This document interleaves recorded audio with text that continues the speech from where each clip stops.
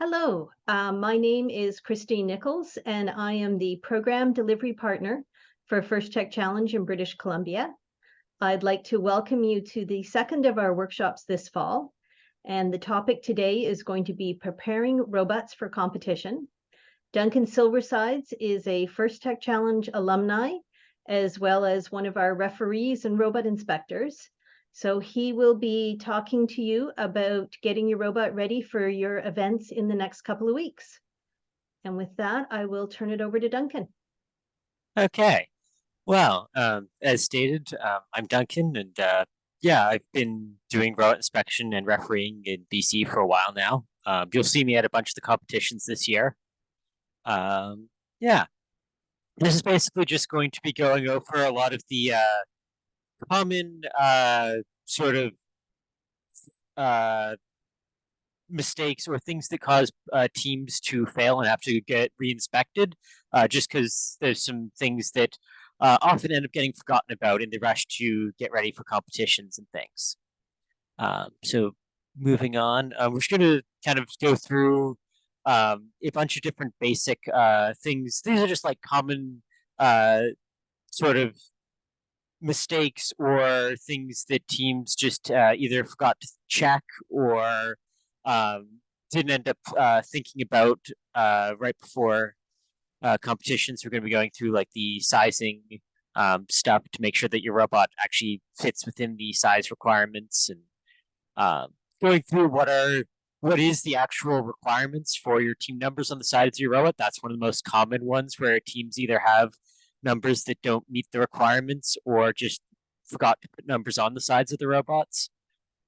And then we'll be going through the different sort of team prop and drones, the sort of requirements for the materials that you're supposed to construct yourself and bring to the competition this year. And then we'll be going through some just useful other tips and sort of things to get ready for the competition. So with that, I think I will move on. So for sizing, um, it is a 18-inch cube, 45 and a bit centimeters. It's a very sort of standard thing in FTC. That is just the size requirement the robot has to fit into at the start of your match. You're very much allowed to have a starting configuration for your robot where it has arms tucked in. You're allowed to, if you can figure out how to have your robot do this, sit at a weird angle to fit in size of the 18-inch sizing box at the start. But you do have to be careful about making sure the robot does fit inside of this requirement. There is one change to the sizing requirement rules this year. They are allowing flexible materials such as small zip ties, surgical tubing, things that are very bendy and flexible, elastics. If they stick outside of that, so as in if they brush against the sizing cube, that does not fail the size requirements anymore. Little bits and bobs of loose piece of flexible material can extend up to a quarter-inch outside of that requirement. But that does not mean that you're allowed to have a piece of a zip tie that sticks out several inches outside. You still have to fit inside. It's just if something happens to be slightly brushing against the sides of the sizing box, it is no longer an automatic failure to be resized. I will say that it is very useful to have not just one person, but probably a couple of people go through and possibly with two different measuring devices, often measuring tapes, and just check your robot in all dimensions just to make sure that you are under the requirement, especially if you're close on any one side, just to double check and make sure that you are actually within 18 inches. Yeah. Team numbers. This is one of the sort of age-old things where there's always a team or two that end up showing up at competitions and not having appropriate team numbers. Weirdly, the two images that I have on the screen now are both a failure to the requirements of the team numbers as of this year. So the one on the right, although it meets the height and size requirements, it does not meet the contrast and color requirements. So they would be required to put in some sort of backing, either plastic or paper, in a different color, be it white, black, blue. Generally speaking, you want to be careful of putting blue and red colors on your robots, just because you are going to be on both the Blue and Red Alliance. So you want to be a little bit careful about not making it confusing for referees to be able to differentiate what alliance you're on. But the sizing requirements are very simple this year. They have to be 2.5 inches high, and they have to be easily readable and visible from 12 feet away, or a little over 3.5 meters. Basically, if they're on the opposite side of the field, you have to be able to easily read the numbers, and your team numbers have to be visible from two opposing sides. So that either means you can put them on, often most teams put them on one side of the robot and then on the opposite side of the robot. But you are allowed to put them high in the middle if they're visible, and just put them together and visible from both sides. But it has to be visible from two opposite sides of the robot, and 2.5 inches high, or a little over, it's just a little under 6.5 centimeters. They have to be a minimum. That is the size requirements for the numbers, and then visible from across the field. And there is a requirement that they are supposed to be of a semi-sturdy material, as in they are supposed to survive gameplay. So don't make them out of like tinfoil or tissue paper. But generally speaking, if you make it out of like a thick cardstock, cardboard, a lot of teams like to 3D print their numbers now. Any of that is good, or you can laminate sheets of paper as another option. There's many. It's very easy to make team numbers. So please remember to put team numbers on your robot before coming to the competition, or before going up to inspection.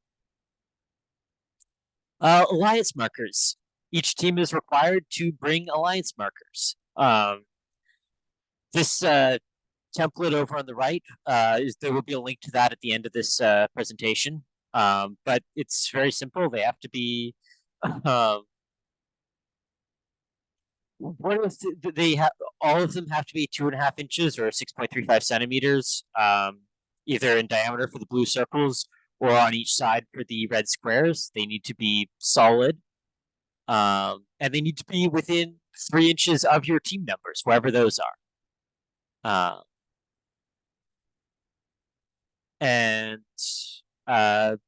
Yeah, the main thing is that they have to be visible to the referees during gameplay, because that is the easiest. That is going to be the easy way for the referees to identify whether your robot is on the red or blue alliance for assigning penalties. And please just don't make that confusing. It is just something you should do. One recommendation, because generally speaking, most teams use these by having Velcro or some other type of adhesive on the back to stick to the robot. It is very helpful if you just pencil on your team number either onto the back or in small lettering, just to be able to identify if one of them happens to get knocked off your robot, so the field reset crew can get that back to your team. But you are required to have a set of Blue Alliance and a set of Red Alliance markers, and they need to be able to attach to your robot.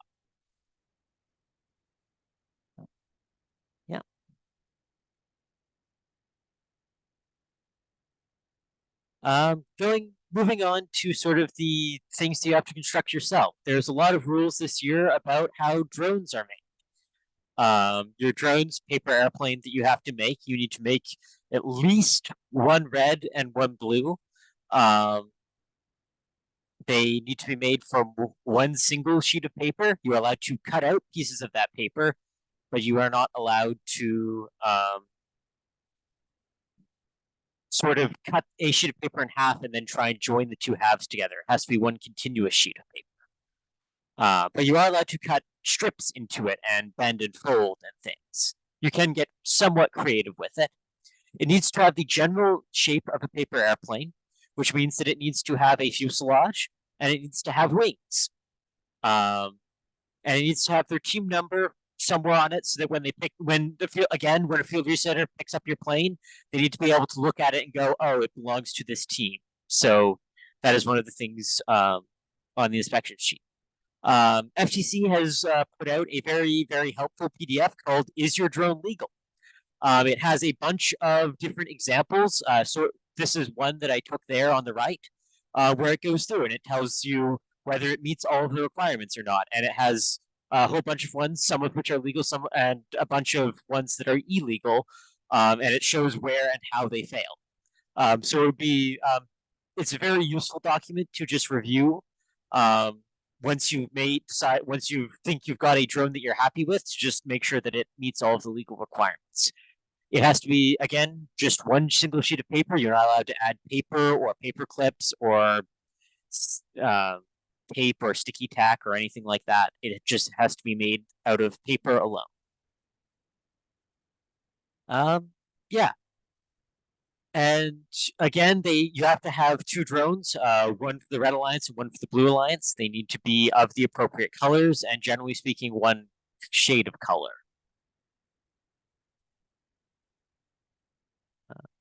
Yeah. The team props that you use at the start for trying to identify where to push your pixels for autonomous programming and stuff. Just double check, is that, oh, that's another link. Okay. Basically, they cannot have any form of barcode or QR code or April tag on them. So you cannot use that like we did in past years. You are not allowed to have any sort of identifying barcode, QR code, April tag on them. That is disallowed. That will fail inspection this year. A new sort of interesting thing is that you're not allowed to have retroreflective material. Polished reflective metal, some sort of neon reflective tape, anything sort of like that. It is not supposed to be highly reflective because these are all supposed to be vision targets, and you basically, this is to not have light bouncing around and messing up other teams' autonomouses. Your team prop needs to be entirely of either red or blue color, depending on which alliance you are. So you need to have two of them. And you need to have your team number on it. Again, small, just written on somewhere so that when it's picked up, a field resetter can get it back to your team.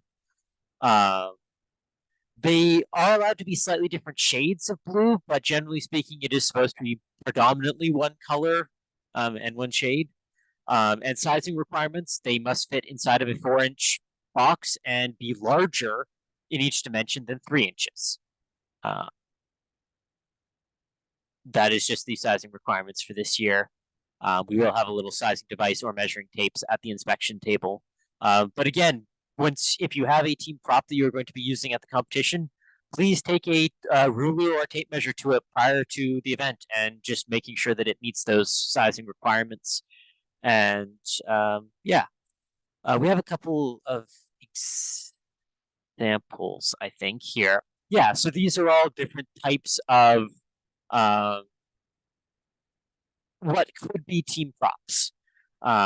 They can be built out of pretty much any legal material: plastics, metal, paper, cardboard, anything like that. That's all legal. They do need to be predominantly either blue or red for your Blue or Red Alliance prop. But yeah, that is team props and sort of the requirements. You are allowed to have some interesting shapes on them, and potentially that could be helpful for your vision program to be able to identify the team prop. But you are not allowed to, again, have patterns on them. Moving on to sort of field inspection. So one of the big things with field inspection that comes up again and again at competitions is that a lot of teams, you actually have to name your robot controller. And there's a specific naming convention, which is your team name and then -R and then RC. Nope, going back. That's just what they have to be named. So if you haven't done that, you will be asked to either go and do that. It's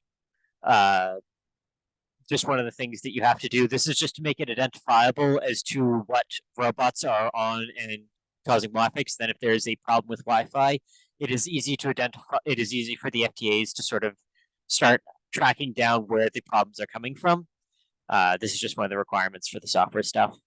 You're also required to reset your control hub password, because if it's just password, other people can connect to your robot controller potentially. Please just pick any password that you like. Just change it from the basic default password. One of the easy ways of doing some of the naming and some of this is to use the Rev hardware client.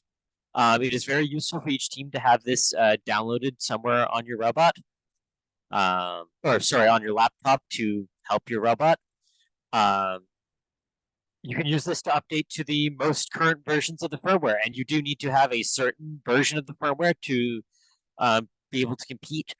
I believe it's 1.82 on the control hubs and some other version for phones, but you'll have to go through and check all of the. It is good to check and make sure that you have a up-to-date software and firmware on your control hub and your driver station. Yeah, this kind of goes through all of that. The Rev hardware client is a very useful tool. It is something that you can go and it's just very helpful to be able to update your firmware and software.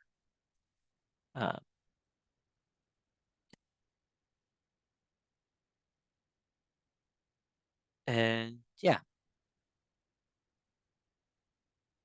Moving on to some stuff about parts for this year and legal parts.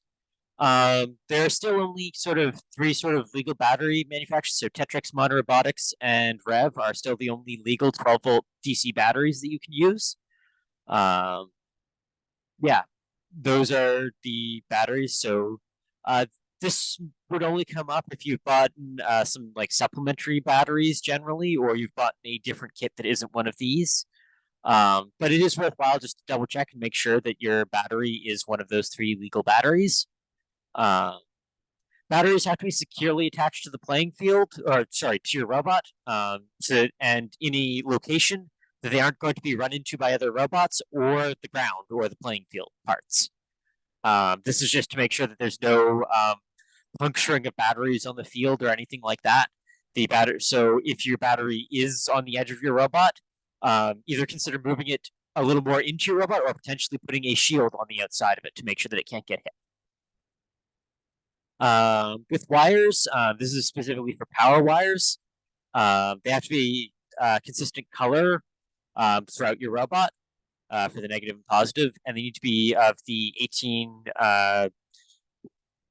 gauge wire or a lower gauge for power wires. Generally, this only happens if your team is actually making your own wires, because all of the wires that come with the kits for power wires all meet this standard. They're all black and white, or sorry, red and black, not black and white. But yeah, it's only generally if you're making your own wires and that this comes up, but just make sure to use a consistent color coding throughout your robot for your power wires. Phones. Phones are still legal this year, but they are starting to be phased out. This is sort of the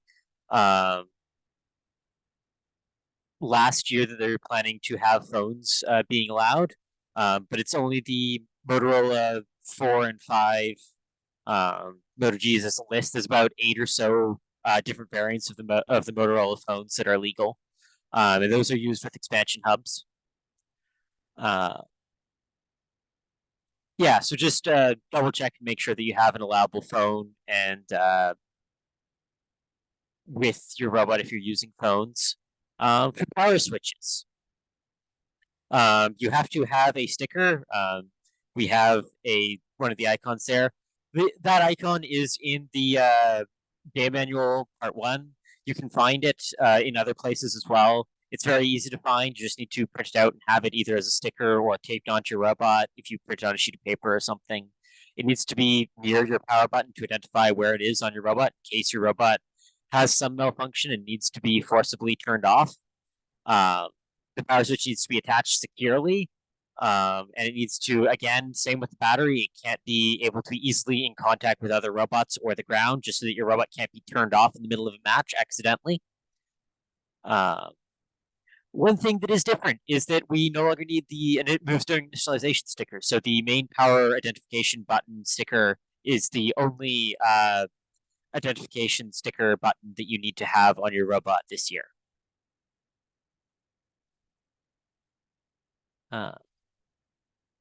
Moving on from there. Are there any questions about inspections or anything like that? Generally, you'll go through your robot hardware inspection first and then go to your field inspection, but you can do them in different orders.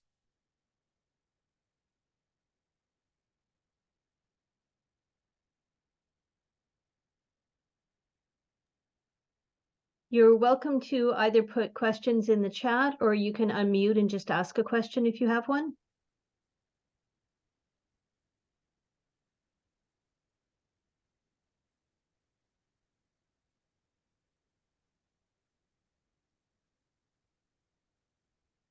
Looks like there's no questions. I guess, oh, right, one more thing. These are a list of useful links. This has the Is Your Drone Legal PDF, the Alliance Marker templates, and then there's the robot inspection and field inspection. They look sort of, I cannot, there we go. They look sort of like this, if I can get it showing. It's just a checklist. It's what the inspectors usually have on tablets to inspect, but it is very useful to just run through that with your team prior to going to the event and just see if anything pops out and looks weird.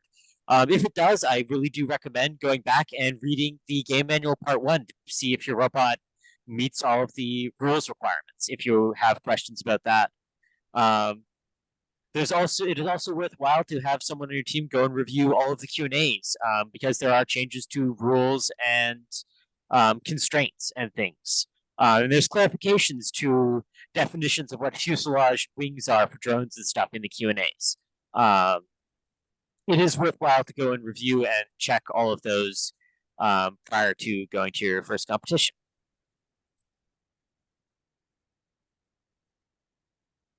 And unless there's questions, I think that's pretty much it from me. Well, I want to thank everyone who was able to join us in person, and I hope those who are watching the recording found this helpful. And I just want to re-emphasize one of the last things Duncan said.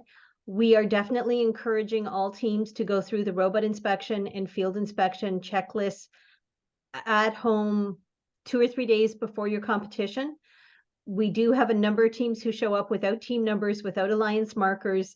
Those are things you can catch really quickly if you just look at those checklists before you leave for the competition.